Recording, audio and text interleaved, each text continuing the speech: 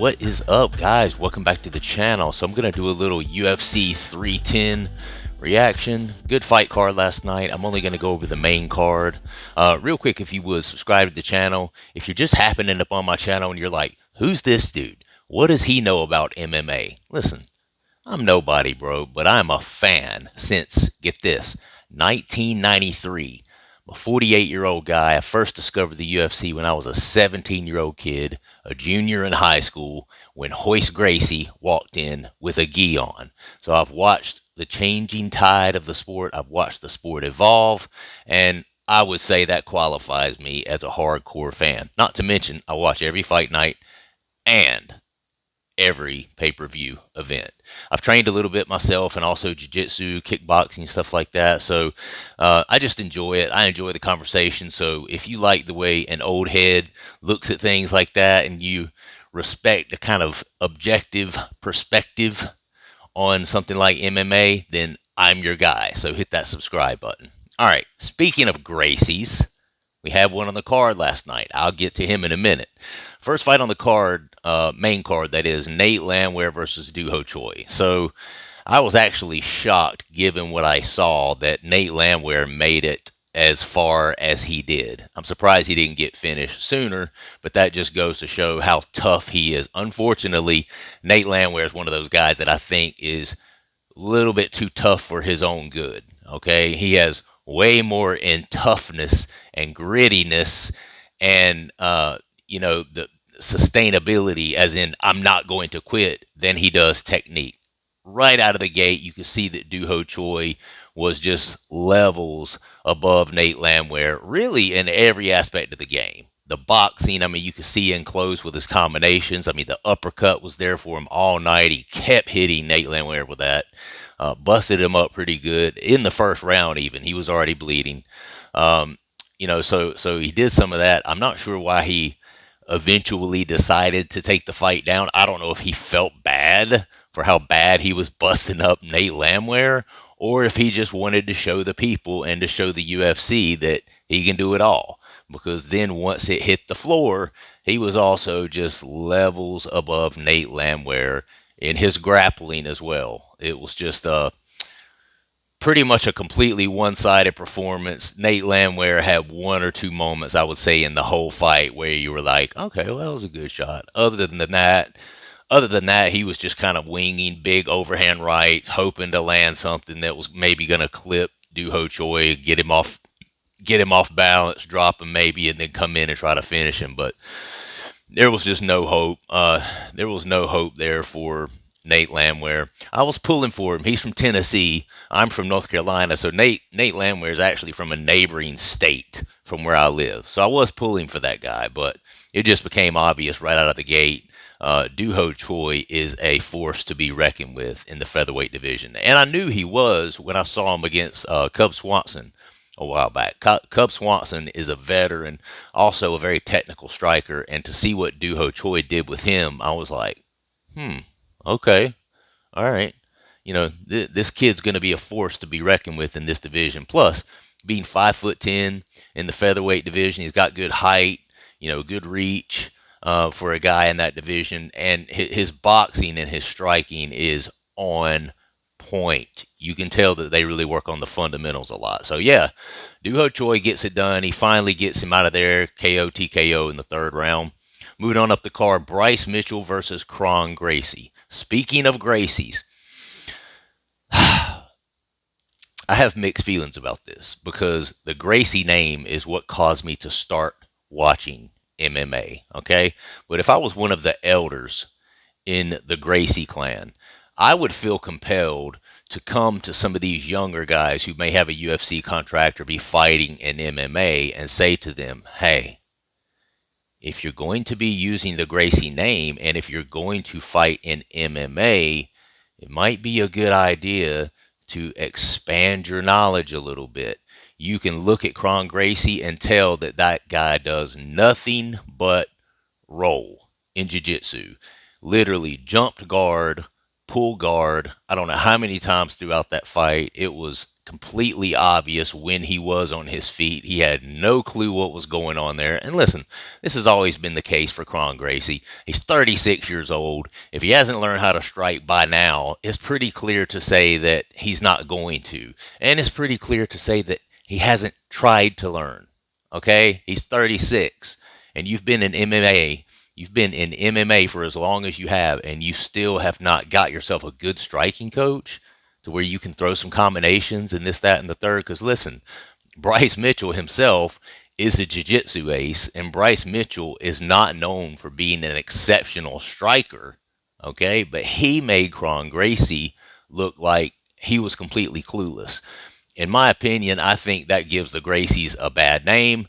I think it shows that they're stuck back in the 1990s and the hundreds of years before. No, listen, Gracie Jiu-Jitsu is Jiu-Jitsu, basically. I mean, they are the ones that put it on the map.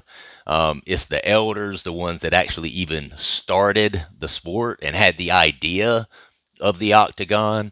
But back then in the 90s, nobody knew but one thing. And then they barely knew that. And then they didn't train full time either, which is why all the fights lasted 45 seconds. People would go in there, throw some punches. Next thing you know, they were winded.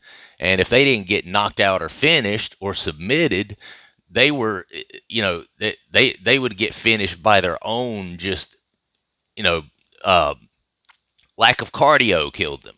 Okay. And that's how it was in the beginning. But when I look at these Gracies, I think to myself, all right, this ain't the 90s, bro. This ain't the 90s when Hoist came in there with his gi on, and then nobody knew what he was about to do, and nobody was prepared for it because it wasn't MMA back then. It was a person that trained in this for a little while, a person that trained in that for a little while, or they were a karate specialist, or they were a kickboxer, but didn't have a clue about wrestling, didn't have a clue about jiu-jitsu. So back then, they were kind of able to catch everyone unprepared.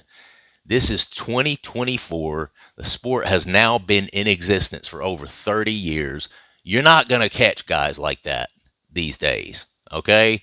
And if you're a person who only knows jiu-jitsu and you go in there and that's all that you're willing to do, you're just not going to make it anywhere in the sport. In my opinion, I think he's given the Gracie name a bad name. And I think some of the elders should come forward and say, hey, listen, if you're not going to go into MMA and actually do MMA, mixed martial arts, and if you're not going to learn the mixed part of it, just stick to jiu-jitsu tournaments, bro. Just stick to jiu-jitsu tournaments, because it's kind of shocking to me that this guy comes in there with that lineage of the last name of Gracie, and then literally all he does is just pulls guard the whole time. Anyway, off my soapbox. So eventually, Bryce Mitchell in the third round finally, slams him on the ground. And at first I was like, no, not again. Why do you keep going to the ground with him? You obviously have an advantage on the feet. This is obviously Kron Gracie's world. This is obviously what he wants. But Bryce Mitchell had a better idea. He slammed him. Looked like when he hit the canvas, it actually hurt him a little bit and stunned him a little bit. Bryce followed up with a couple of elbows that kind of, you know, kind of, you know, put the nail in the coffin, so to speak. And Kron was rocked from there, and they actually called it off. It was a TKO, Bryce Mitchell. All right, moving on up the card. Surreal Gun, Alexander Volkov. This is the only one that I got wrong, and I will not admit to it. Won't admit to it, because I think that Alexander Volkov won that fight. I felt like he did enough to win that fight. However, they ended up giving it to Surreal Gun. Alexander Volkov had kind of a different approach in this second fight, and his approach was exactly what I thought it was going to be. He is a black belt in jiu-jitsu. He's a taller, longer, lankier guy. Despite the fact that he doesn't necessarily look stronger, he's bigger. He's a bigger individual, and a lot of times, big muscles and stuff can be deceiving. Although Surreal Gun looks more muscled than Alexander Volkov, doesn't necessarily mean he has better functional strength in the octagon. Okay, I felt like Alexander Volkanov did enough with mixing it up. On the feet, he was constantly constantly that right kick, putting his toes to the belly of Volkov, landing some good shots, landing some good uppercuts. At one point, I think it was in the second round, landed a really killer spinning back fist that, you could, on slow motion, you could see the spit fly out of Cyril Gane's mouth. That was probably the best shot of the fight.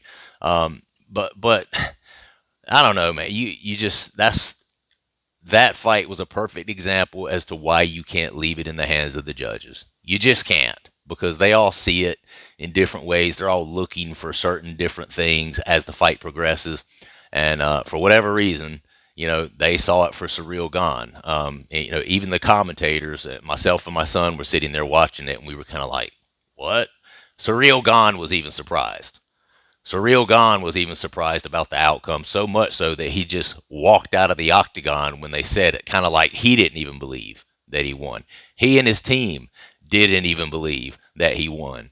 You could also see it on the face of Volkov. They were like, what? Hey, it is what it is. The judges are people too. They have their own, you know, tainted and sometimes subjective ideas about what makes a fight or a fighter more dominant in certain situations. And some of them give more weight and merit to certain aspects of the game, whether it be the stand up or the ground or just whatever it is, control time, damage, all of these things. Either way, Cyril Gane gets the win again, but I don't blame him for not being happy with that win. It was a very, very close fight. And I think the narrative has certainly been written that Volkov fought a much better fight this time. Much better fight. And in my opinion, Cyril Gane was lucky, very lucky to get away with a W on that, because I do feel like that could have easily gone to Alexander Volkov. I had him winning. The only round I really had Cyril Gane winning was the second round. I had the first and the third round for Alexander Volkov. All right. Either way, Cyril Gane gets the win. Of course, it was a decision, unanimous decision, which is just, that blows my mind that it was unanimous. I thought for sure that one of those judges would have seen it the way of Alexander Volkov. But either way, moving on up the card, Shavkat versus Ian Gary. I saw where MMA Joey, I saw where he posted his video this morning. Ian Gary got exposed. No, he didn't. He didn't get exposed, guys. Now listen, I picked Shavkat to win. Shavkat did win. I figured that Shavkat would win, but Ian Gary didn't get exposed. He just got in there with a guy who has a particular set of skills that Ian Gary was not able to deal with and not able to be dominant over. Okay, I knew that the grappling, the clinch work, the groundwork of Shavkat was going to be the deal here, and he had some moments. Don't get me wrong. He had moments standing up as well, but for Shavkat, I think most of his moments were a result of the Conor Khabib effect. You know how Khabib would always faint like he was going to shoot, and in that fight with Conor, he kept doing that so much, and then he came over the top with the overhand right. Conor's expecting the shot, and he's standing there with his hands down, and he gets bloop, clipped and dropped, right? When Shavkat did land his shots, I felt like that's some of what we were seeing, that Gary was kind of expecting and anticipating the takedown. Here's the problem I have with Gary and his performance. I do believe that Gary is good enough to beat Shavkat Rakhmonov, but I believe to have done that, he would have had to have been more active in his stand-up.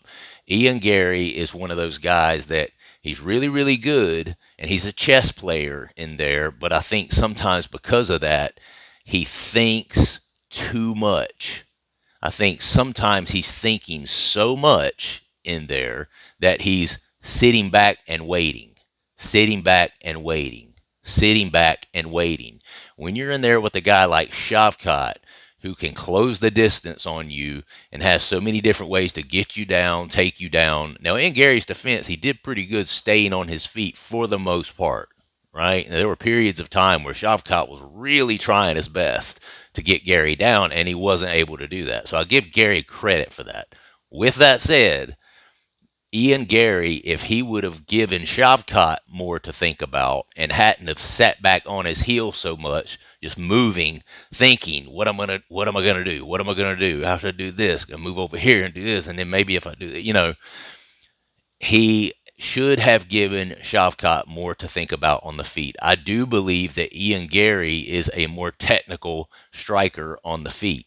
Shavkat looked better than he did in the Jeff Neal fight. I think Shavkat stand up got a little bit exposed in the Jeff Neal fight where he got caught quite a bit. Everybody knows that. And that was the narrative after that fight. Oh, Shavkat got exposed, in his striking because Jeff Neal was catching him in those boxing exchanges. I do believe that's true. I do believe that Shavkat did a good job shoring up some of those areas of weakness there. But with that said, still, I believe that Ian Gary is a better striker.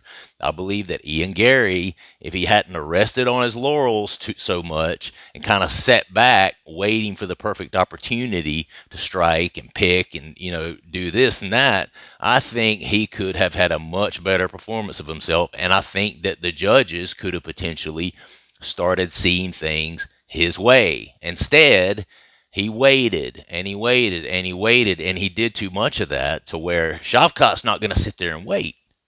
He's not that type of fighter. He's not going to stand in front of you for minutes at a time with neither one of you not doing much. He's the kind that he knows where his bread and butter is. He's going to eventually close the distance, get in there, clinch with you, and once you get in the clinch position with him, I mean, you may be able to shuck him off a few times here and there, stay on your feet, but eventually, he just wills you to the mat. Eventually, he's literally just going to will you down to the mat. And that's what happened several times. Ian Gary was able to pretty much stay safe. I mean, he showed that showed that he has the level of skills to contend with someone like Shavkat Rakhmonov. But I don't agree with MMA Joey, and you can tell him I said that. I don't agree that Ian Gary got exposed and, now he's just not as good a fighter as we thought he was before. No, no. He didn't get exposed. He just finally met up with a fighter that was as good as him. That was better than him in certain areas of the sport. There's a reason that Shavkat Rakhmonov was 18-0 before this fight and is now 19-0. Okay? I anticipated this would happen. Someone's O had to go. I figured it would be Ian Gary's, and that's what we saw. Hopefully he will come back better, and we'll just see what happens from there. All right, moving on up the card. Alejandro Pantoja versus Kai Asakura. I actually didn't even make a pick on this fight because I'm kind of on strike against Alejandro Pantoja. Now, I have respect for the guy. He obviously has some intangibles and has a skill set in that division that he's just better than everyone in certain areas of the game. Okay, I give him credit for that. There's just certain areas that people cannot contend with Pantoja. Kai Asakura, I was afraid this was going to happen. Like I said, the UFC, they can reach deep in their pockets. They can, reach deep in there to get, to all their resources. They can set the table and hope that everything gets served up just like they want it to. They set the table for a 2-course meal, but then a 4-course meal came out. Okay, so it was just Pantoja brought more than expected. I think that he kind of took this personally. I think Pantoja, he's not an idiot. He sees the writing on the wall. I think he knows that he's not really considered a really exciting champion in that division. I think he knows that this was UFC's attempt to bring in a new exciting fighter in that division to hopefully maybe knock out Pantoja and get him out of there. I think he took that personally. I sure do. I think he took that personally, and I think he was not about to let Kai Asakura take his job. So what will they do now? What will the UFC do now? I mean, if you look at the flyweight division, you got Amir Albazi up in there, Kai Kara France. I mean, Kai Kara France is, I feel like he would get taken to school. Tatsuro Taira, you know, get that guy in there. Yeah, I mean, I know he's number 5, but Tatsuro Taira is actually a really, really good grappler. You're going to have to get someone in there who has a complete package. You're going to have to get someone in there who has a significant grappling game along with a striking game. And I think that's where the UFC messed up here. You're going to have to get someone in there who has both, okay? You can't just get a one-dimensional fighter like Kai Asakura. I mean, to be fair, he was pretty good at shucking off takedowns for the most part. But, when you're striking, especially when one of your main weapons is throwing knees up the middle, it's only a matter of time before Pantoja grabs that knee and you're going to end up on the mat. And once you get on the mat with somebody like Pantoja, he is just all over you. And that's what we saw last night. I was hopeful because I'm not a big fan of Pantoja as a champion. But to be fair, he did his thing. He looked a little bit better. He did have some moments where I was like, okay, he's not quite as boring as I thought. Maybe I was being a little bit too hard on Pantoja here. But either way, he finally did get the win. Submission round number 2. Choked him out eventually. And I mean out. But yeah, so it was a good card. Good fights. No complaints really, other than the Alexander Volkov Surreal Gun. I do feel like Alexander Volkov won that. But that's exactly why they say never leave it to the judges. Sometimes I believe those judges are sitting there thinking about what they had for dinner or what they're going to do next weekend while these fights are going on. I'm not sure what fight they were watching there. Anthony Smith, I'd like to see him retire. I know he had lost a friend recently, and that was definitely, you could tell that was affecting his performance a little bit. But with that said, he just has not been fighting well recently. He's always got a spot on the analyst desk. He's got the podcast with Michael Bisping. Be a family man. Retire from the sport. You've taken too many losses. You're taking too much of a beating in there these days. I'd like to see him retire. And I know he said last night that he felt like he might, but he just got beat too. He just got beat down. Dominic Reyes, Anthony Smith had a couple of moments for the most part. He got dominated in the boxing by Dominic Reyes. I mean, he was doing things like just leaving his hands down and just getting hit. You could tell he was just kind of in a reckless spirit, missed weight, and again, he had the loss of a good friend. So thoughts go out to him. I'm not hating on him at all. I just hate to see guys get to that point in their career where, like, what are you fighting for now, bro? What are you fighting for? Because you can't tell me you're fighting for a paycheck, because I know you're getting paychecks in other areas. You're an analyst for UFC, and a good one of their regulars.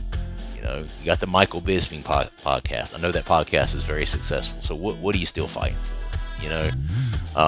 Anyway, that's it. If you guys enjoy this sort of content, do subscribe to the channel. I would appreciate it. Comment down below. Let me know what you thought about the fights. Throw a like on it as well. And I will see you on the next one. All right, guys. Take care. Peace.